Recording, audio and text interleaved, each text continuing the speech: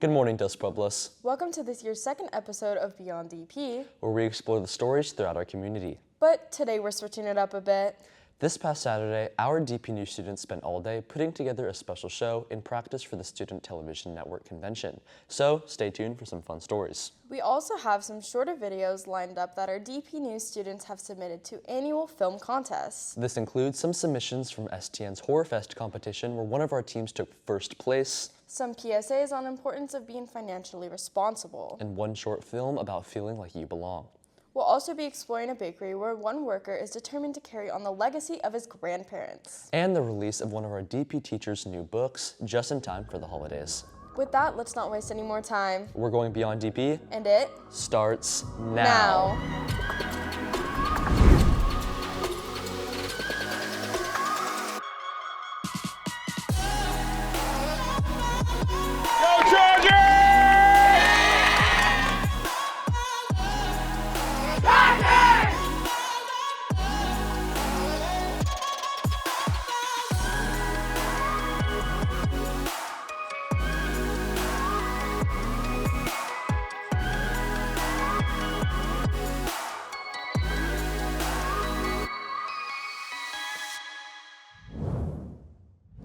Like we mentioned before, our DP News students spent the weekend producing a special show to get ready for STN. The video's prompt dropped the morning of, and we were given only 8 hours to collect stories from around town, film, edit, and complete. Let's dive right in.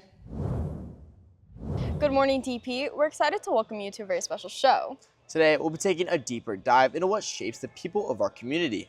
First up, we'll be taking a look at a hardworking mother and how the challenges she's faced shapes the person she is today. Next up, we're exploring Lane Farms, a local business that faced pandemic and agricultural struggles but still powered through. Then we'll head to a dog shelter where we're giving a dog a day out and how it can give them an opportunity to find their forever home. Finally, we'll visit How One Cafe, who had its final sunset but then saw the sun rise again. So let's get right into it. I'm Micah Barnhart. I'm Camila Ronquieto. This is DP News. And it Starts now.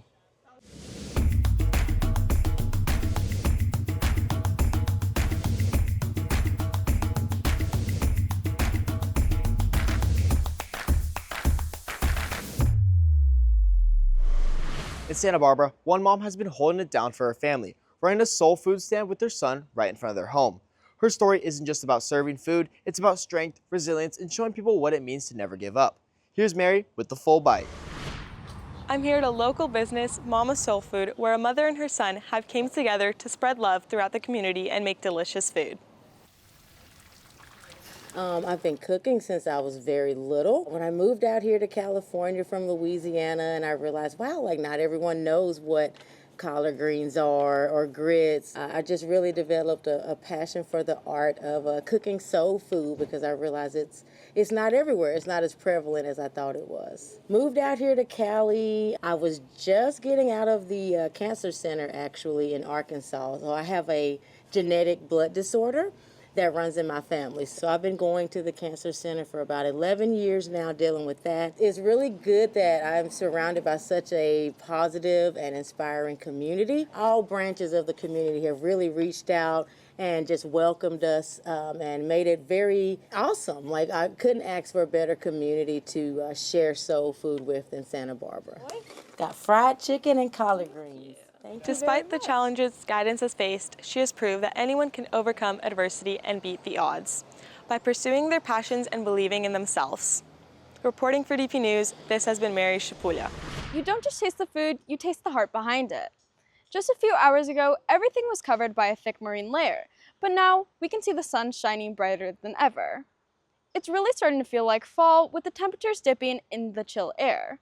Dev Weigo has your full forecast for the day. It sure is nice out here, Camilla. Now, I know it's November, but we have another mild day of weather here in Santa Barbara with a high of 72 and a low of 55. Clear skies, light winds, and no rain are expected. Let's go take advantage of this beautiful day. First, there are plenty of beautiful parks where you can go to take a stroll. Or if you're hungry, grab a refreshing bite to eat in Isla Vista.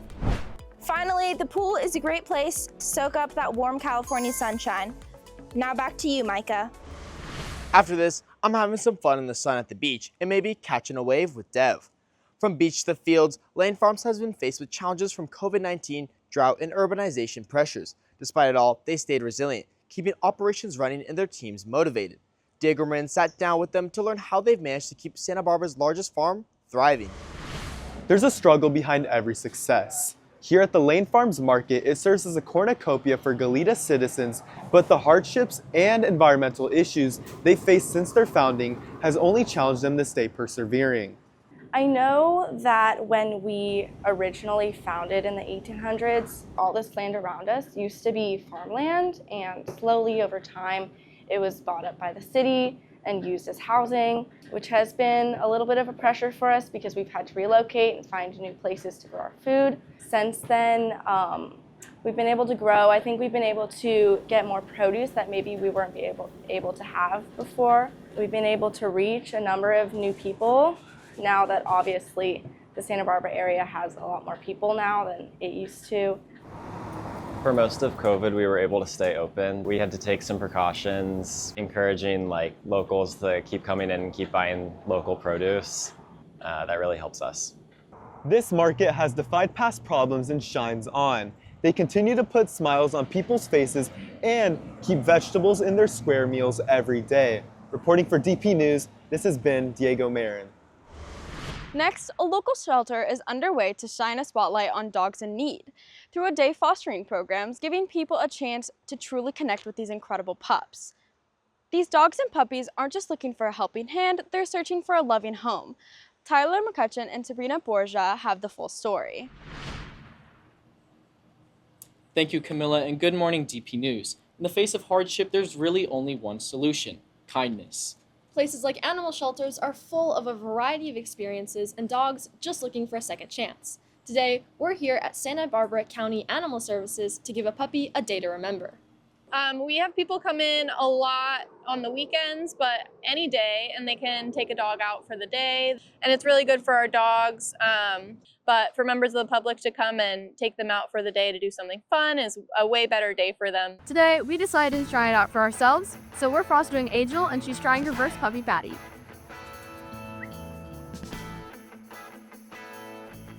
After getting to meet the dogs and people who make this amazing program possible, it's safe to say that even the smallest acts of kindness can make the biggest differences. Take this as a reminder that everyone from people to pets have been through something, and small acts of kindness can make big changes. Now, back to you, Micah. I'm glad she got a chance to leave the shelter, even if it was just for an hour. Meanwhile, the Sunshine Cafe, once a local favorite, has made a bright return to the Santa Barbara food scene. I'm here at the Sunshine Cafe, a beautiful local breakfast spot in Goleta. With popularity comes hard decisions. Sunshine Cafe started their business in 2018 in Santa Barbara. Then in 2023, they ended up moving locations to Goleta and Cayo Real. We interviewed owner Manuel Plasencia to see how the restaurant faced moving locations as such a popular breakfast spot. Our lease is expired, and then we saw a better opportunity here, so we decided to go. And for us, it was like an upscale. So it has been a great change. So like I told you, it's right here in the area. We have more parking. We can see a little more locals, and we see a lot of people coming from out of town too. The challenges is as every business a little tough sometimes to deal with increased prices, sometimes recessions, especially when COVID started. It was a tough one. We were starting for like a year and a half, and it was a really tough one.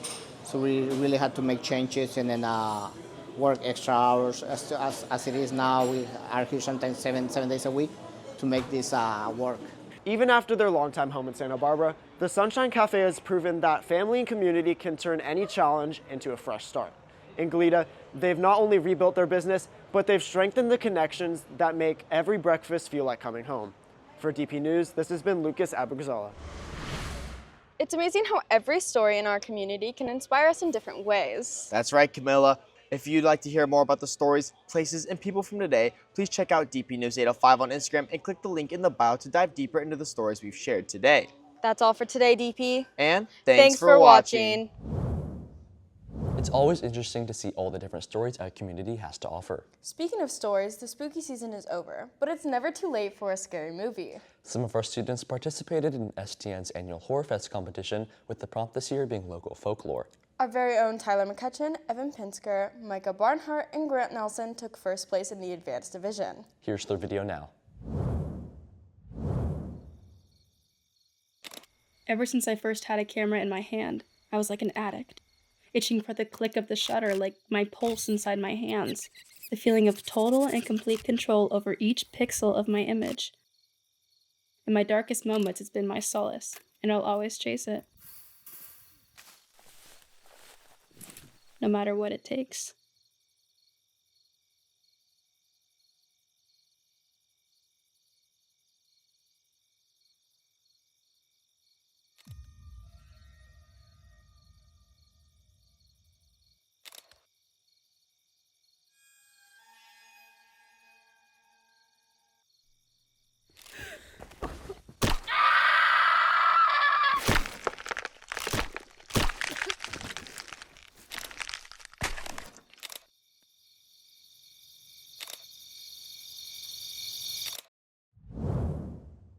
Were you just covering your eyes? No, but a huge congrats to our students for taking the dub and making our program proud. We can tell that a lot of work was put into it. And don't worry, that's not all for the scares.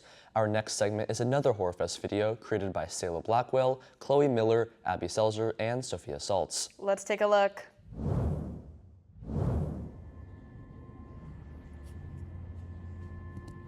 Idyllic Santa Barbara is home to the most beautiful of the California missions. But even here lies darkness.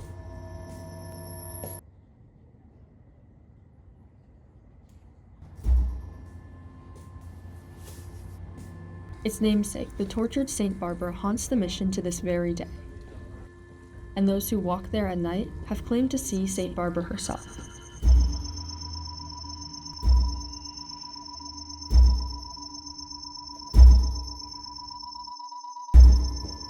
From there, there's no going back.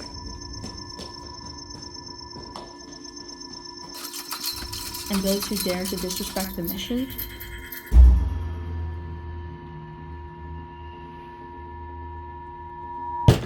will never return.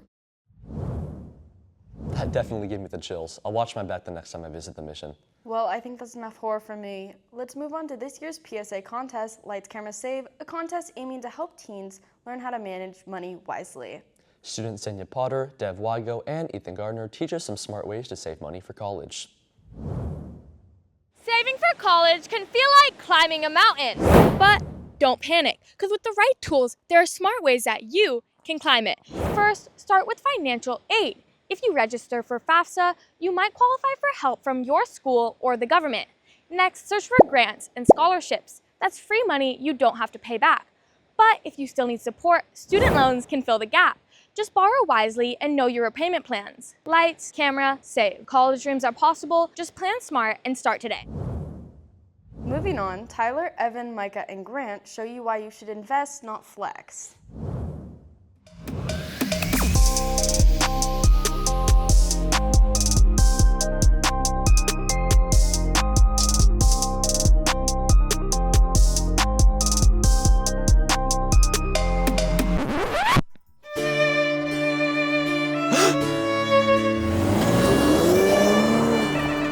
Bro, they took our car, our money, our studio. What are we gonna do?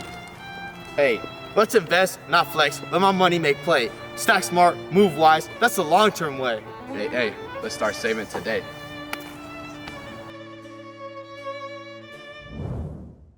Those are some great tips for keeping your finances in check. Another contest DPNews students participated in was PTA Reflections, where they created a short video highlighting the message of belonging. Students Everett Womack, Lucas Trexler, Eric San Juan, Towns Widger, and myself bring you a short film about struggling to fit in and warning about how we all belong.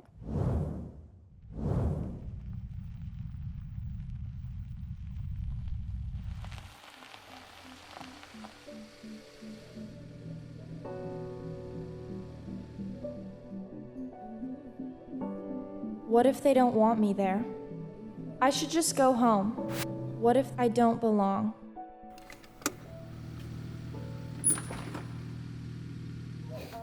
Come on in.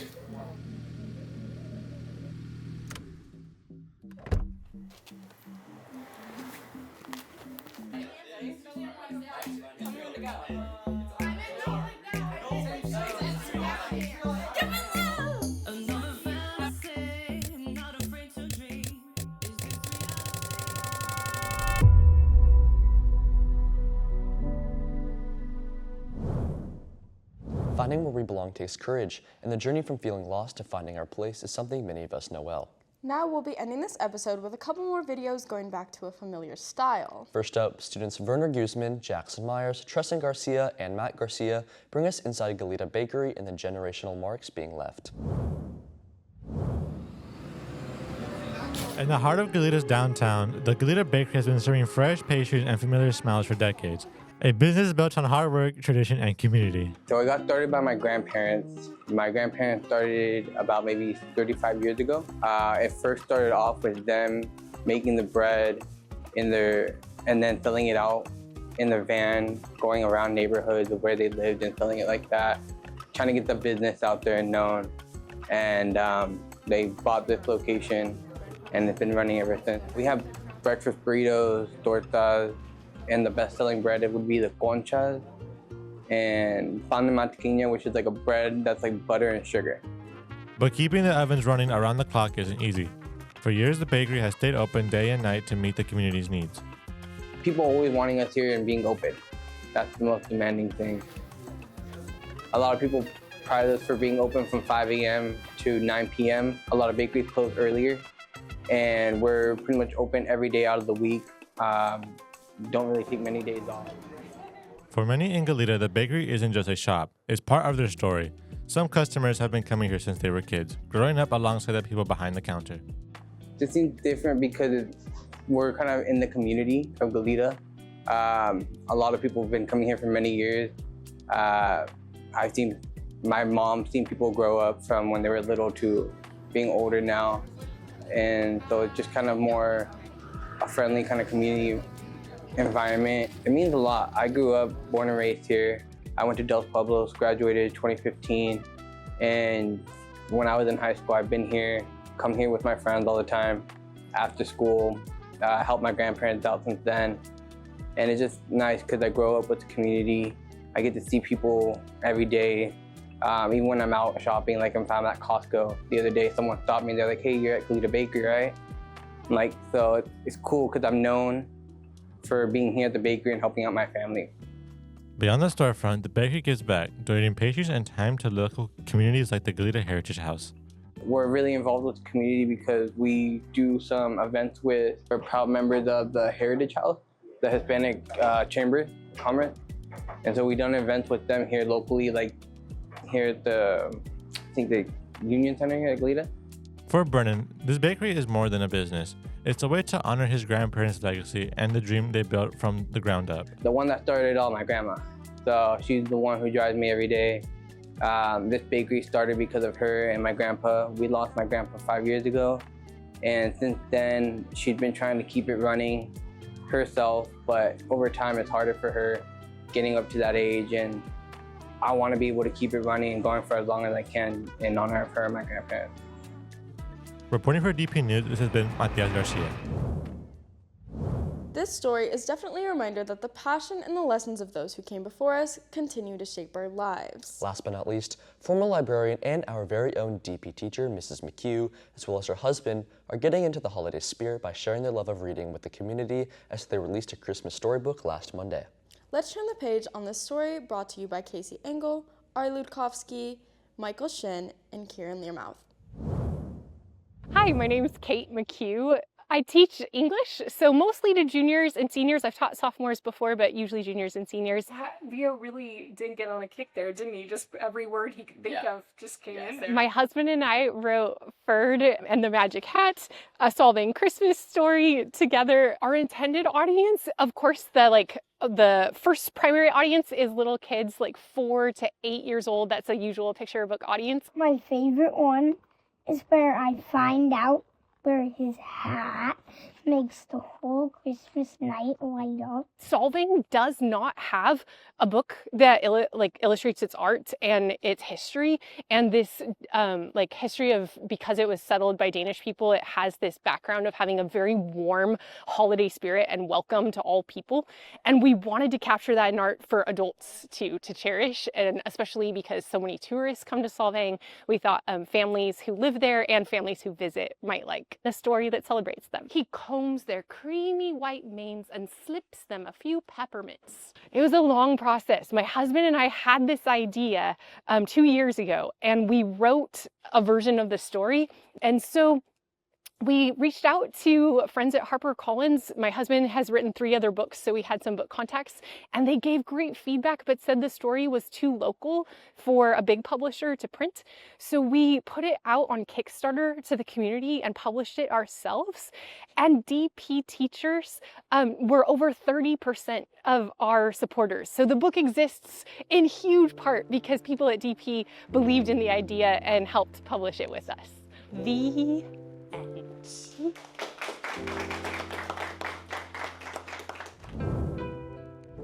Congratulations to Mr. and Mrs. McHugh on their success, and we're excited to see this book hit the shelves. Well, that brings us to a close on episode 2 of Beyond DP. We hope you enjoyed November's episode. Be sure to tune in next month. And thanks for watching.